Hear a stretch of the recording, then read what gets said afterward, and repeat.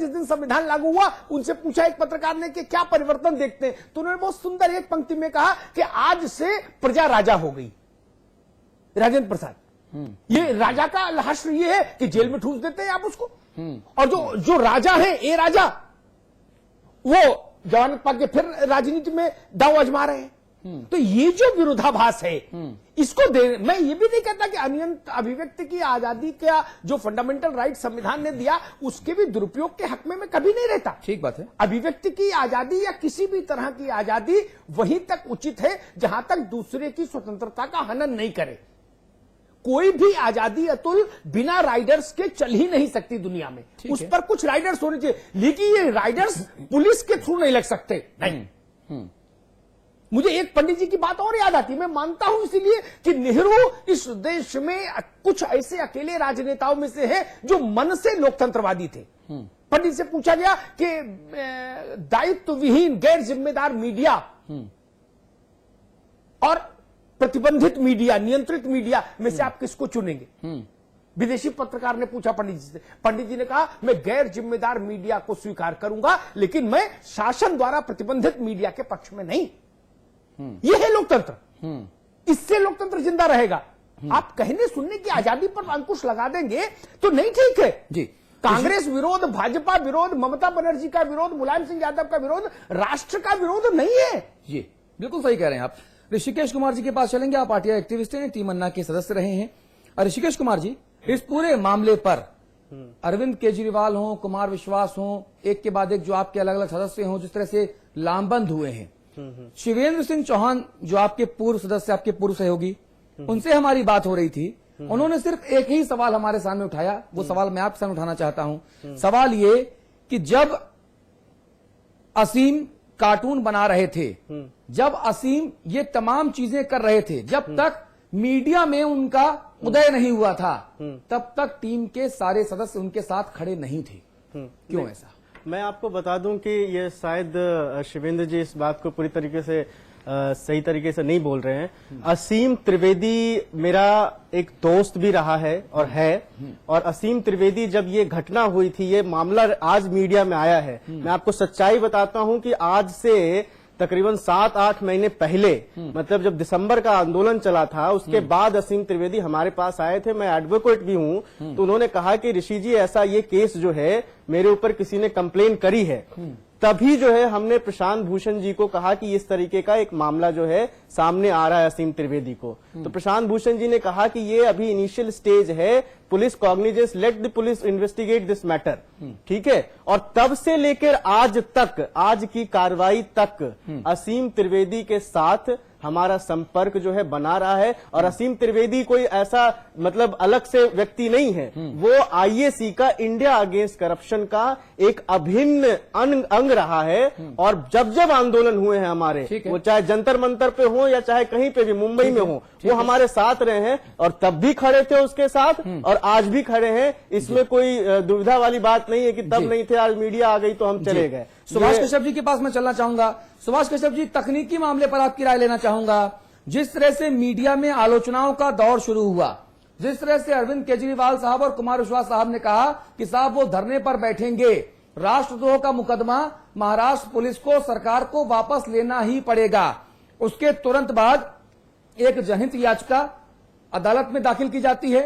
उस जनहित याचिका पर सुनवाई करते हुए विद्वान न्यायाधीश महोदय जमानत देते हैं 5,000 रुपए के निजी मुचलके पर, लेकिन असीम त्रिवेदी कहते हैं कि उन्हें जमानत नहीं चाहिए, वो जमानत को नकारते हैं।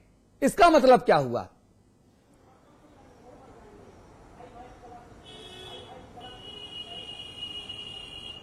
देखिए, पहली बात तो ये कि राजनीतिक दलों की दलदल में नहीं पड़ना चाहता, ना मैं अन्ना मूवमेंट के नेताओं के बारे में कुछ कहना चाहता हूं। जहां तक कानूनी सवाल है, मामला जब अदालत के सामने गया, अदालत ने जो उचित समझा वो निर्णय लिया और वो निर्णय माना जाना चाहिए। हाँ।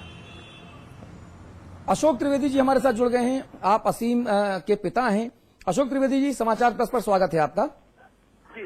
जी, जमानत स्वीकार की है आपने? जी, असीम को जो जमानत मिली है उसको स्वीकार किया है आपने, कबूल किया है? जी, पहले सुने। हाई कोर्ट को जमानत देने से हमें कोई लाभ नहीं पहुंचता। एक्चुअली उसने मुकदमा लेना चाहिए वापस। अरविंद जी जी बोलिए। मुकदमा लगाया हाई कोर्ट, वो जो वहाँ लायर है अमित अरविंद, वो शख्स जब अपनी कंप्लेंट जो मुकदमा दायर किया जब वो वापस लेगा तब मुझे किसी करवट चैन पड़ेगी। अदरवाइज हाई कोर्ट वापस भी ले ले, कल वो अगली कोर्ट में अपील डाल देता, हम तो वहीं के वहीं। हाँ।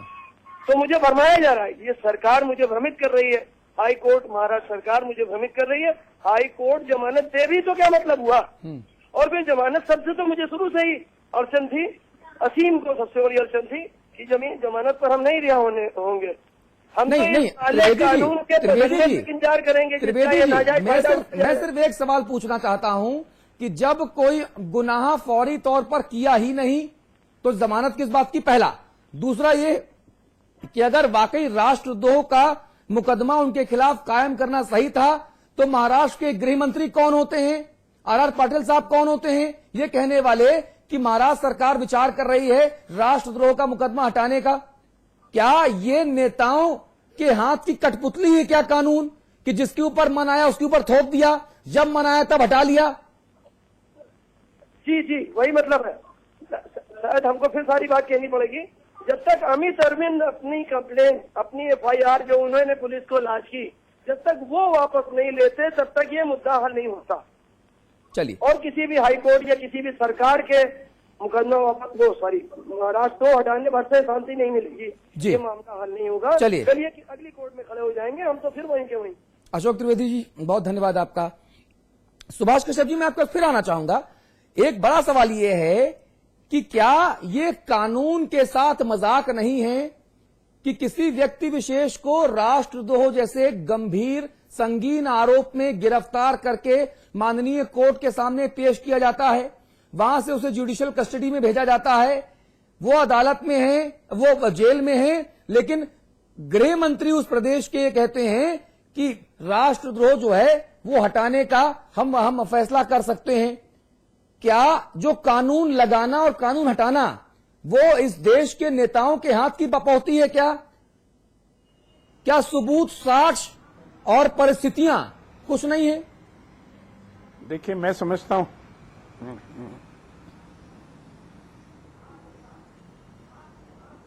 जी, मैं समझता हूं कि इस पूरे मामले को शासन तंत्र ने जिस प्रकार डील किया है उसको केवल अत्यंत बेवकूफी कहा जा सकता है।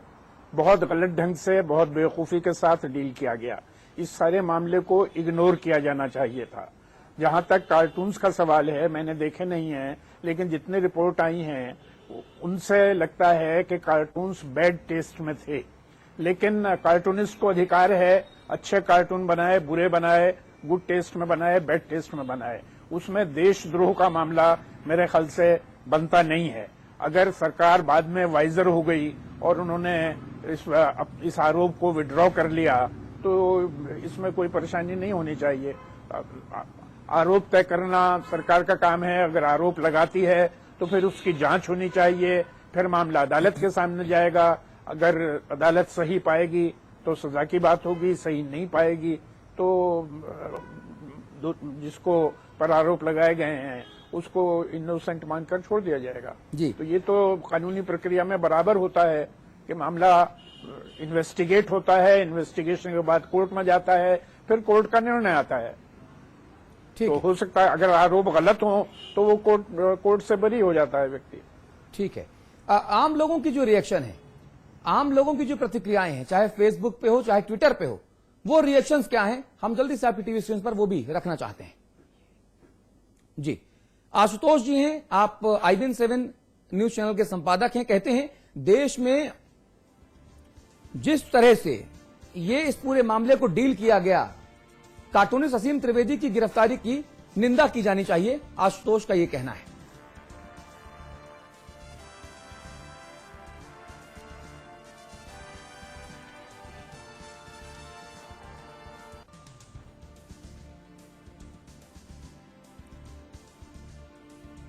इसके अलावा जयप्रकाश नारायण हैं, आप स्वतंत्र लेखक हैं। कहते हैं पुलिस को असीम त्रिवेदी के ऊपर से राष्ट्रद्रोह का मुकदमा हटाना चाहिए। ऐसा करने से ही मुंबई पुलिस का भला हो सकता है।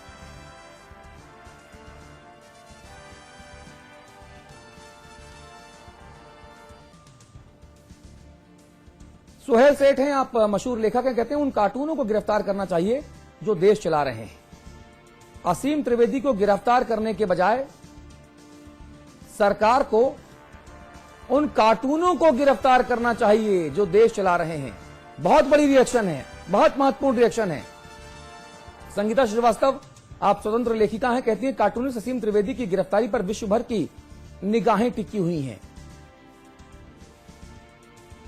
बरखा दत्त, आप एनडीटीवी समूह की संपादिका हैं, कहती हैं असीम त्रिवेदी की गिरफ्तारी को लेकर एक स्वस्थ बहस होनी चाहिए। और इस वक्त वही हम कर रहे हैं कि तमाम मीडिया जगत से जो रिएक्शंस आ रही हैं, तमाम मशहूर जो मीडिया हस्तियां हैं, दिबांग कहते हैं आप सबके ट्वीट और रीट्वीट काम आए। आंख खोली, मुंबई पुलिस असीम को रिहा करने को तैयार है। तो एक के बाद एक जो है लगातार बहुत सारी जो रिएक्शंस हैं वो हमारे पास आ रही हैं। अमिताभ जी, इस मुद्दे को यहीं पर रोकने का वक्त हो गया है। मैं कुछ जरूर कहना चाहूंगा। फेसबुक पर आज किसी ने कुछ लिखा था, कोई नूतन करके थी, उन्होंने लिखा था, मैं यहां पर इसको जरूर उद्धृत करना चाहूंगा। इनके लिखे से मेरा सहमत या असहमत होना या मेरी संपादकीय टीम का सहमत या असहमत होना कतई आवश्यक नहीं, लेकिन बहुत रोचक है, इसलिए जरूर कहूंगा। और अगर किसी को मेरे खिलाफ भी देशद्रोह का मुकदमा लगाना हो तो उसका स्वागत है। लाइन ऐसी है कि रामचंद्र कह गए सिया से ऐसा कलयुग आएगा और कार्टूनिस्ट रहेगा जेल के अंदर और कार्टून देश चलाएगा। अमिताभ जी, संपादक की टिप्पणी। देखिए, पश्चिम के बड़े प्रसिद्ध कवि हुए, उन्होंने अपनी कविता में एक उनकी पंक्ति थी जो मुझे बहुत छूती है मेरे हृदय को। ये सब जब व्यवस्था देखता हूं, सरकारों के चरित्र देखता हूं, तो उन्होंने कहा था कि सरकार को चाहिए कि वो इस जनता को भंग कर दे और अपने लिए नई जनता चुन ले, है ना। मैं कहूंगा कि आज जो सरकारें काम कर रही हैं वो भी इसी लायक हैं। उन पर भी यही टिप्पणी की जानी चाहिए तंज के साथ। जो लोग लोकतंत्र में विश्वास नहीं रखते, वो लोग ऐसी हरकतें बार बार करते हैं। वो पश्चिम बंगाल हो, वो छत्तीसगढ़ हो, वो मुंबई हो, वो दिल्ली हो, हर जगह यही होता है। और फिर मैं एक लाइन में कहूंगा कि देशद्रोह और सरकार द्रोह, इसके बीच में अंतर करना होगा। और मैं कहूंगा कि सुप्रीम कोर्ट को यह काम करना चाहिए, नेता बिरादरी करने से रही। सुप्रीम कोर्ट को यह डिफाइन करना चाहिए कि क्या सरकार का विरोध है और क्या राष्ट्र का विरोध है। आप मुझे बताइए, डिफेंस की सूचनाएं बेचने वाले लोग, हथियारों की दलाली में शामिल लोगों के खिलाफ देशद्रोह नहीं लगा? गरीबों का पैसा खा जाने वाले लोगों के खिलाफ देशद्रोह इस देश में कभी नहीं लगा?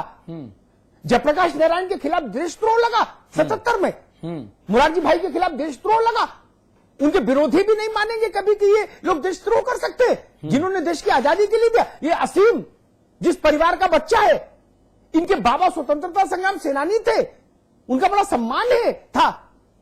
ये किसी सरकार है, उनके कार्टून से असहमति हो सकती है, उसके कार्टून की भत्सना भी हो सकती है, लेकिन भत्सना से आगे यह हक पुलिस को नहीं दिया जा सकता, आर पाटिल को नहीं दिया जा सकता कि किसी भी लिखने पढ़ने वाले को उठा के जेल में बंद कर। और अतुल जी, जिस शहर में यह बंद हुआ है कार्टूनिस्ट, उसी शहर में एक इन्वर्टेड कॉमा में शेर रहता है।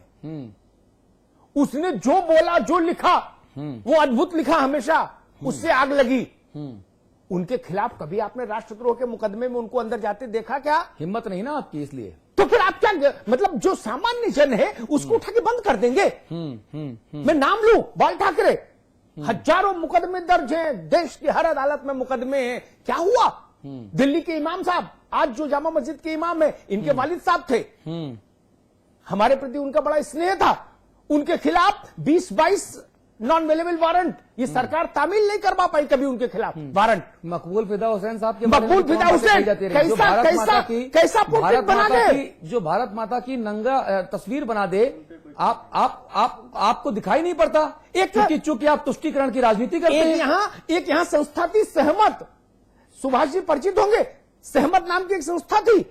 उस संस्था को अर्जुन सिंह जी जब एचआरडी मिनिस्टर थे भारी अनुदान दिया गया। उस संस्था ने दिल्ली में एक प्रदर्शनी लगाई, मैं प्रदर्शनी देखने गया, उसमें सीता और हनुमान का प्रेम प्रसंग दिखाया गया, लक्ष्मण और सीता के संबंध दिखाए गए, उनके खिलाफ देशद्रोह नहीं लगा।